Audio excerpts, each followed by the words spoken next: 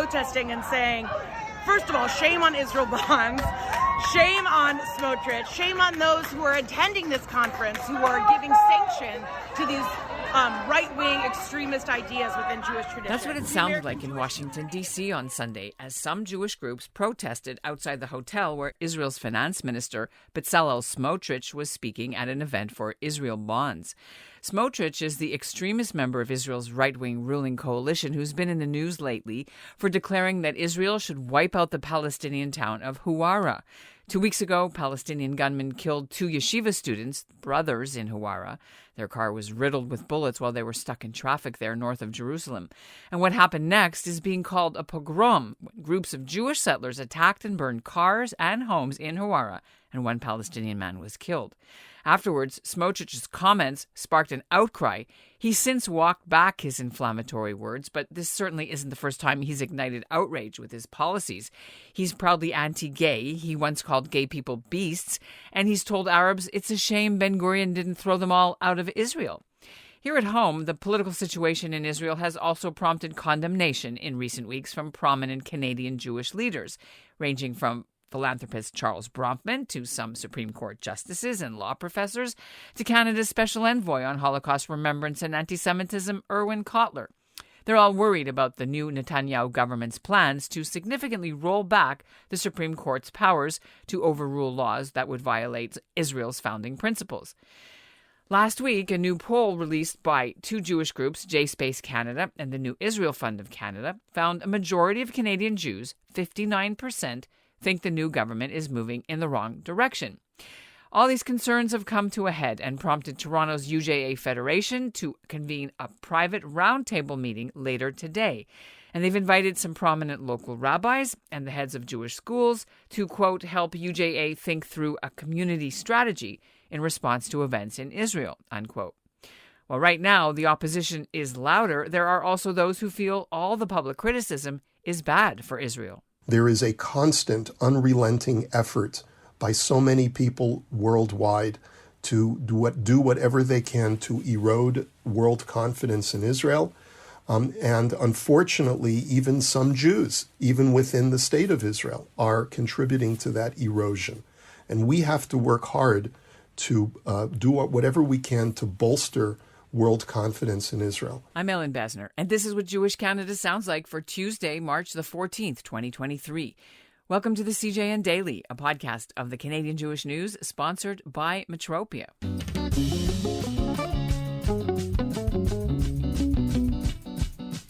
Rabbi Daniel Korobkin is the spiritual leader of one of the largest Orthodox synagogues in Canada, the Beth Avraham Yoseph congregation in Thornhill, Ontario, or BAYT as it's known, with over 800 families. Until now, he's kept out of the polemics about Israel, but this past Saturday, he felt he had to speak out in his Sabbath sermon. It's also on YouTube, and we've put the link to it in our show notes. Korobkin will be here to explain why people should support Israel and not criticize her in public unless they move there. That's coming up right after this message. During World War II, the Nazis began a little-known program of extermination for their own children. In Peter Klenott's new mystery thriller, The Unwanted, 14-year-old Hannah Ziegler is being driven by her grandfather and her psychiatrist to a euthanasia center. 16-year-old Silke Hartenstein graces the cover of Nazi propaganda magazines. Avi Kreisler is a Munich police detective rounded up for Dachau. And a patrician father hopes his son David McAuliffe will be elected the first Catholic president of the United States. In The Unwanted, in the aftermath of war, revenge brings these 4 people together in ways unimaginable. The Unwanted. Do not skip to the last page. Find it at Amazon and Barnes & Noble. Rabbi Korobkin joins us now from his office in Thornhill. Thank you, Ellen. Nice to be here. Well, it's good to talk to you. I was made aware that you spoke about the situation in Israel, the protests on the weekend at your shul. And I'd like to unpack a little bit about first of all, what you've been hearing from your congregation as they watched the situation with the new government and the protests. To be honest, it hasn't been a major topic of conversation in my congregation. I know that some people are concerned, but I think that the vast majority of my congregation is as Zionistic as ever. We have a very long-term vision in our Zionism because as religious Zionists, we believe that this founding of the State of Israel in the 20th century put us on a trajectory that we're continuing to be on in an upward motion towards some kind of really eschatological future that bodes well for the Jewish people and for the world. Now, that doesn't mean that we're going in a linear path. It could be that we're going to take one step back for every two steps that we take forward. But I think there's general optimism within my congregation about the State of Israel, despite the challenges that we're currently seeing. Why did you feel that it was important to weigh in on this this past Shabbat? I felt it was important. I didn't know whether I was going to speak about it this Shabbat or another Shabbat, but I felt that I should really address it before the holiday season. My reason is because I've noted that a number of very high-profile Canadian Jews, especially members of the Supreme Court, Erwin Kotler, and other individuals, have been vocal in their criticism of Israel. And I just wanted to express to my congregation that I thought that was quite unfortunate. We sometimes get caught up in the wave of propaganda that is anti-Israel. We recognize that part of the anti-Semitism that is circulating in the world today is because the world sees the Jewish people as a very, very successful startup nation, and there's a certain amount of perhaps envy or jealousy, and people are waiting for us to fail. And so there's a tendency to amplify all of the warts and defects within the Israeli democracy, the Israeli country, the nation. And unfortunately, people jump on the bandwagon too quickly without taking the time to carefully analyze both sides and to really be a little bit more circumspect about the long-term goals and what is really anticipated to happen in the long run. So what dangers do you see? You said that there's a worldwide waiting for the Jewish state to fall, and then, of course, the secondary impact is increased anti-Semitism, right? Is that another impact you're worried about as well? I'm worried first and foremost for the welfare of the State of Israel. When the State of Israel is strong, it means that we have a sanctuary. We have a place that is our own country. For many people, hearing statements such as when one of the members of the Knesset says we should wipe out Hawara after the pogrom that happened does not help things, even though he apologized afterwards, 5 days later. Right. He completely walked it back, and Israeli politicians, unfortunately, sometimes put their mouth in gear before their minds are engaged, before fully recognizing the ramifications. Some non-Israeli politicians do the same thing, even Canadian politicians.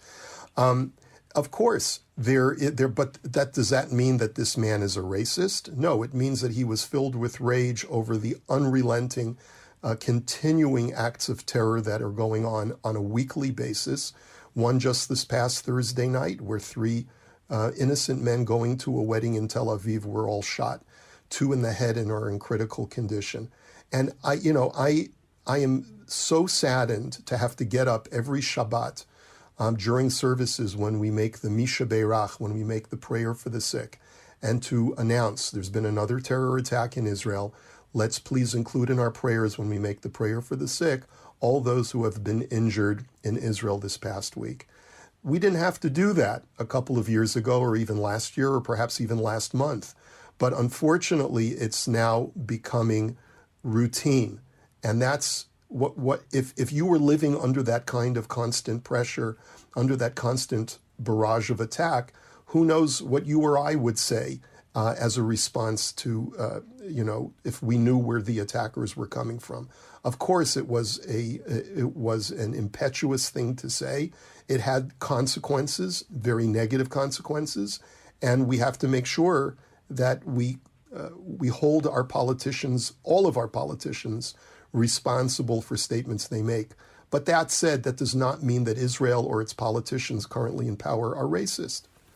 Well, I think there are a lot of people who would disagree with you about some of them who have been convicted of incitement of hate and other things. But I want to focus more on the rabbinical clergy side. I'm aware that other congregations, other flavors of Judaism perhaps, have more progressive views on things and have been speaking about their concerns about the ethics and the morals of the state of Israel, and even weighing in publicly, like you said, some big leaders. I wonder if there's sort of a majority or a consensus. Do you know from your colleagues what people are feeling? I don't know that there's consensus. I'm sure that this, just like any other issue facing the Jewish community, there is very rarely ever consensus. The only time we get consensus is when there's a war in Israel and we all come out to support Israel. And even then, sometimes you don't get full consensus, from sometimes on the far left. So I won't presume to know what the voice of Canadian Jewry is, just like I wouldn't know what the voice of American Jewry is. I don't think there's ever going to be consensus on this issue. I think the one thing that we can find consensus on is that we all want to support the state of Israel and make it a healthier, more productive state, one that achieves peace in our time and that is able to bring equal rights to all of its citizens and come to some kind of peaceful deal with its neighbors. The question is, what is that going to look like, and what is the price that we're going to have to pay in order for that to happen? I'm aware that there's going to be a meeting in the next couple of days of rabbis from the city of Toronto with the UJA Federation. What was the reason that this meeting is being held? Do you know? I don't know. I just know that I received an invitation to have a roundtable discussion with the clergy in the GTA to really just discuss this issue. I think that the leaders at the UJA, like you mentioned, Ellen, this is going on probably nationwide and worldwide, that community leaders, especially those who are in charge of federations, are facing pressure from their donor base, who are telling them that I don't want my dollars to go to Israel because I do not agree with current political policy. I think that's unfortunate. As Dennis Prager, if I can quote him, once said, I don't support governments. I support the state of Israel. And there are going to be governments that I agree more with, and there are going to be governments that I disagree more with. But that should not affect the level of support that a person gives to Israel. There are humanitarian needs in Israel today. The support that the UJA shows for Israel has nothing to do with Israeli politics in a particular government, and we should continue our support unconditionally for the state of Israel. And does it disturb you? Were you aware at all of a recent poll that came out last week from two groups, JSpace and New Israel Fund, through ECOS Research, about people in Canada, Jewish community is against, mostly majority against what the direction the new Israeli government is taking? Are you aware of that? I was not aware, but the two organizations that you mentioned do not have a good track record of being a good mouthpiece for supporting the state of Israel. So that wouldn't surprise me. And I have no idea what metrics they used and how they took that poll. But I would not rely on that poll. I would want to see a more centrist, perhaps neutral or unbiased organization taking a poll before I passed any judgment. Has anybody in the community said to you, I'm not going to Israel because of blank, or I canceled my trip because of blank, or have you heard about these things at all? No. In my congregation, people are traveling to Israel as frequently as ever. People have, it's important to understand, I signed more Aliyah letters during COVID, during the 2.5 years of COVID, than I signed in the prior 10 years. People from my community have made Aliyah in droves because of COVID. It really accelerated that process. People's children made Aliyah in droves. And that number, I believe, is going to continue. People will continue to make Aliyah from Thornhill and from other communities in the GTA and from other places in North America.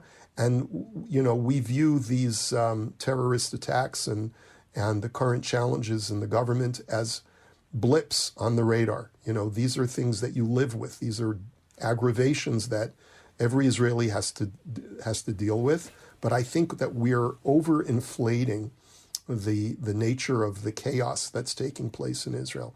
I don't think it's nearly as chaotic as people think. With 900,000 people participating or in rallies every weekend for 10 weeks in a row, do you find that maybe is some kind of, it's not chaos, but it is something? I think what you're seeing is democracy that is healthy at work. I would be very proud of that.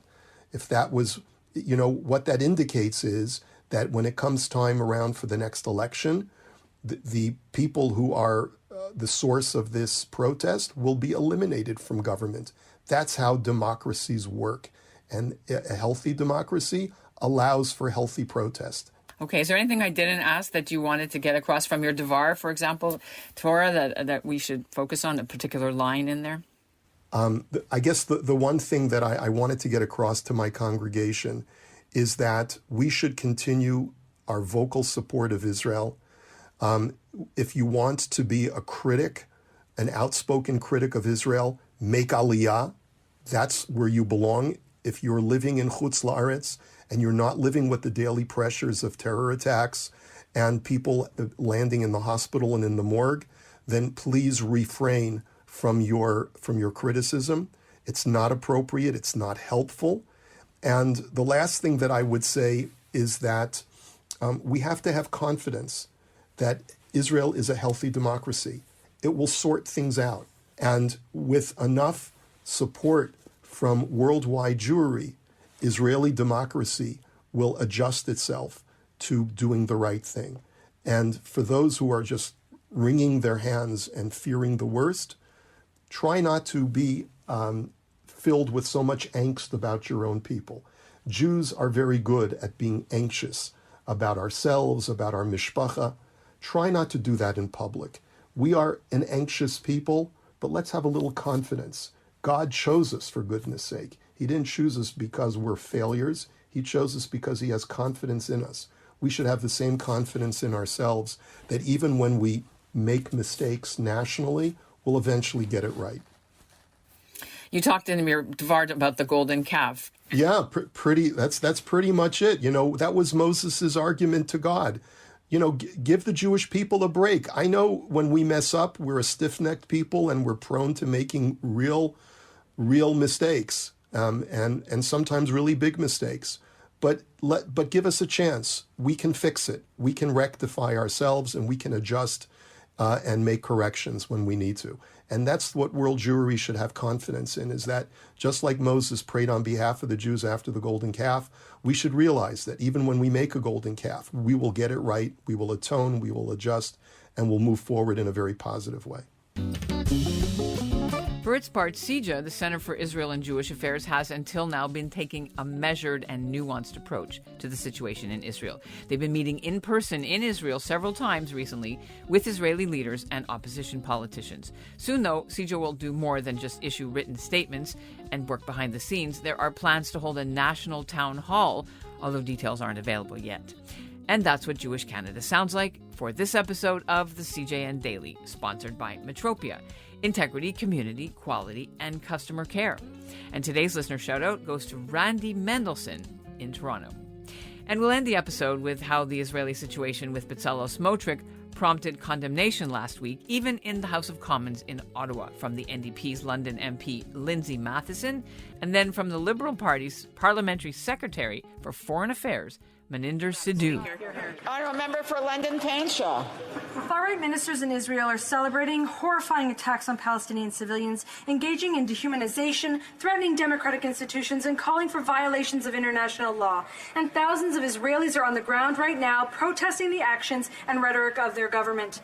Here, JSpace Canada is asking the government to take a firm stance against these comments and actions. It's not enough to merely condemn his remarks. The government must listen to this group. Will this government ensure that no Canadian officials legitimize extremists like Smotrich or Ben Gvir by meeting with them? The Honourable Parliamentary Secretary. Madam Speaker, we are appalled by the reprehensible comments made by Minister Smotrich. We unequivocally condemn these remarks. We stand firmly against all incitements to violence and condemn all acts of violence and terrorism. Those responsible must be held accountable and measures must be applied equally and consistently. We call on Israeli officials to denounce these comments. We call for an immediate de-escalation of tensions to restore calm. Our thoughts are with all those affected by the recent violence. Thank you, Madam Speaker.